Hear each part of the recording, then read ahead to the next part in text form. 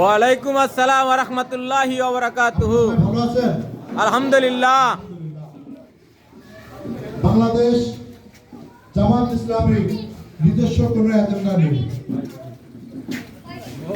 বিশ্ব নবীজি সাল্লাল্লাহু আলাইহি ওয়াসাল্লাম যেভাবে ন্যায় এবং ইনসাফ ভিত্তিক বৈষম্য মুক্ত শান্তির সমাজ গড়ে করেছিলেন বাংলাদেশ জামাত ইসলামী, সে একই রকম মানবিক রাষ্ট্র কায়েম করার জন্য সর্বান্তক চেষ্টা করে যাচ্ছে, সর্বান্তক সংগ্রাম করে যাচ্ছে। আপনারা নিশ্চয়ই জানুন, মহান আল্লাহ তাআলা সর্বময় ক্ষমতার মালিক। তিনি যাকে ইচ্ছা ক্ষমতা কেড়ে নেন, যাকে ইচ্ছা ক্ষমতা চেয়ারে বসান। তিনি মহান সত্তা, তিনি যাকে অভিপ্রায় সম্মানিত করেন এবং যাকে অভিপ্রায় তিনি বেইজ্জত করেন। আপনারা অবশ্যই জানেন, বিগত সরকার তারা আমাদের এই বাংলাদেশের জনগণের উপর লাগামহীন জুলুম করেছে। তারা রাজনৈতিক প্রতিপক্ষকে রাজনৈতিকভাবে আদর্শিকভাবে মোকাবেলা না করে তারা বেছে নিয়েছে গুম, হত্যা, সন্ত্রাস, চাঁদাবাজ, দখলবাজ।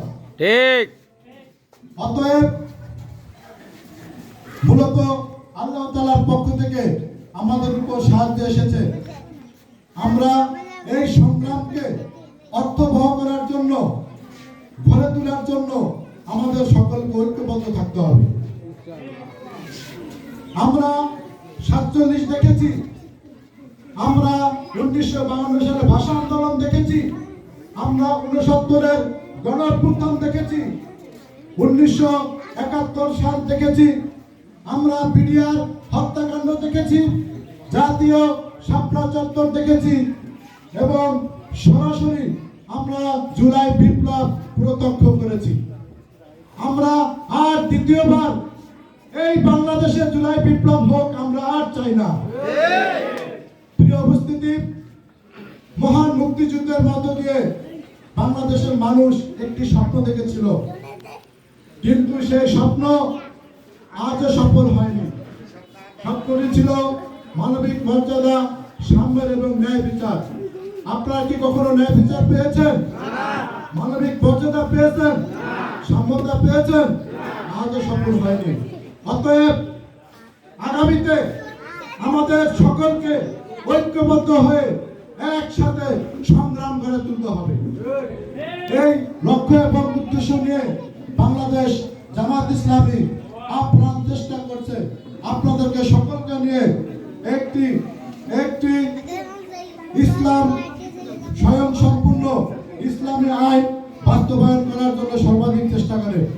এই আশা ব্যক্ত করে আমি আমার সংক্ষিপ্ত আলোচনা শেষ করলাম।